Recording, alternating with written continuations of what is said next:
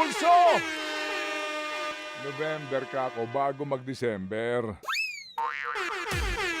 Pulso ni Angas ni Marco! Ipapasakop sa mga lintik! Uy, Mr. Chong, Mr. Repa. Sorry medyo naginit yung ulo ko dun sa inyong naging panayam. Pasensya na.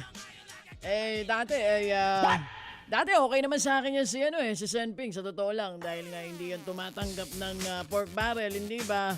Pero, Senador, ibig mo sabihin, pagka may kumanti sa'yo, dun lang bumibilis ang investigasyon. Ay parang hindi naman po yata patas yun, di ba? Sana. Patas hindi ba yung ganon? one-sided ang ating Okay. persecution. Ano? Grabe naman kayo. Para talagang iniisa-isa nyo eh. Ha? Nakakadalawa na kayo Parang gusto nyong tatluhin pa. Kawawa naman kami. Minority na nga kami. Parang tutuluyan mo base dun sa mga sinabi mo. Binato ka lang ng batikos eh. Personal na away naman yata yun eh. Tapos inuna mo yung ombudsman bago yung iyong manifestation dyan sa Senado. Sana nag-manifest ka na lang dyan sa Senado. Bakit naman ombudsman agad? Tapos na-heart ako. Nasaktan ako para kay Alan.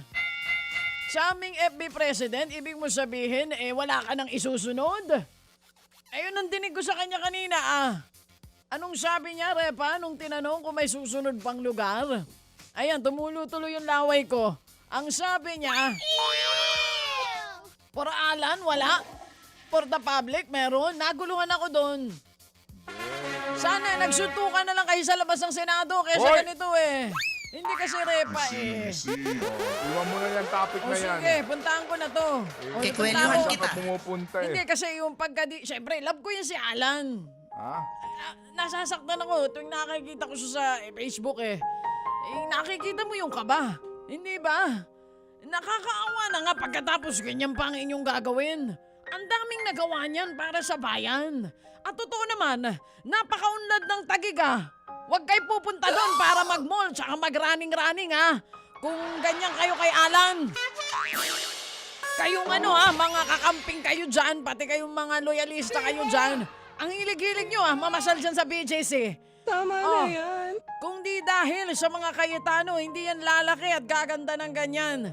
Ngayong weekend, huwag kayong pumunta dyan. Nanggigigil ako sa inyo. Katapos itong mga bashers na ito, pinanggigigilan ninyo si Inday ko. Grabe kayo Kala nyo matatalino kayo? Ha? Grabe kayo manlait. Ano, alam nyo lahat tungkol dyan sa Pax Silica na yan? Pero anong purpose niya? Nagyayabang siya? Kung hindi alam ni Inday ang Pax Silica? Ha? Tsaka ba't ganyan na music?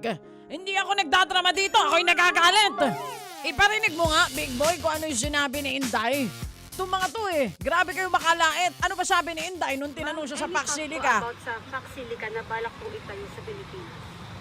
Ano na? Pax Silica. Yung Pax Silica. Pax Silica? Hindi ma'am, Silica. Pax Silica. Do you know anything about that? Wala ma'am? ako. I cannot comment on that. Sinabi lang hindi magko-comment Kayo, ano akala nyo ang pagiging Vice President kailangan quiz bee?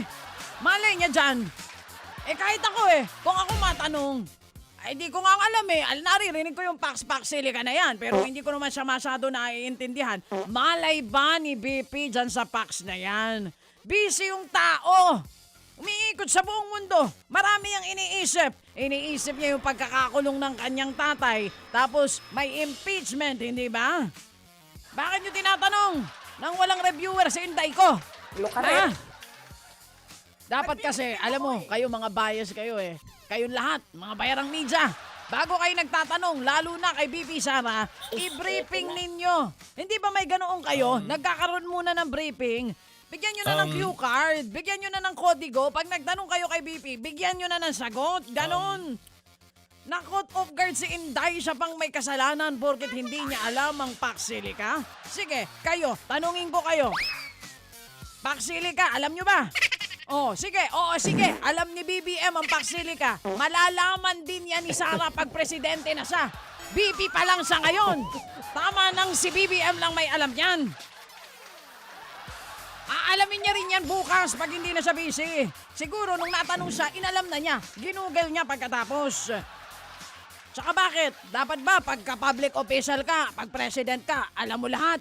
Hindi naman Dapat alam mo lahat? Dapat ba matalino ka? Dapat alam mo yung mga isyong pambayan?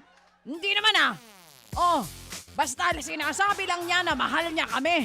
Okay na sa amin yun. Tapos ngayon sa impeachment Balikan ko lang yung nangyari sa impeachment, Repa bago kayo mag-happy-happy dyan. Yung unusual daw.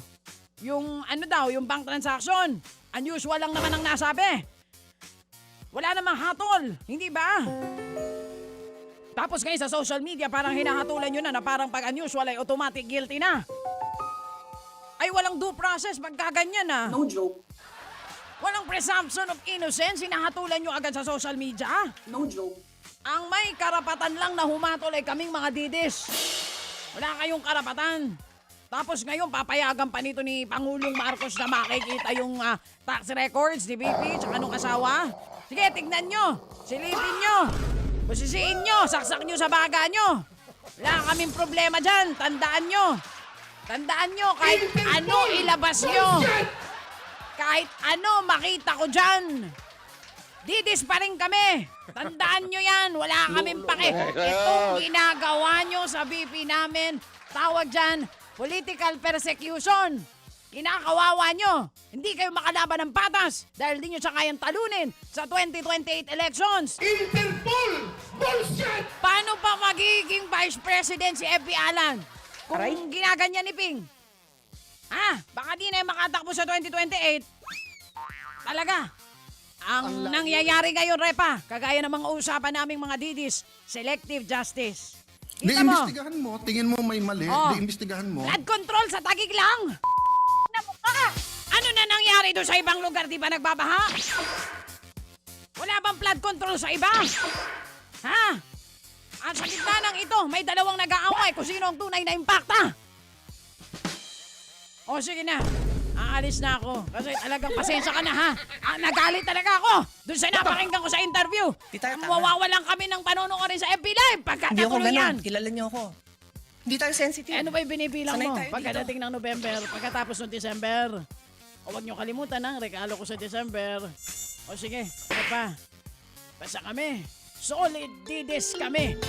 Solid Inday Sara Duterte.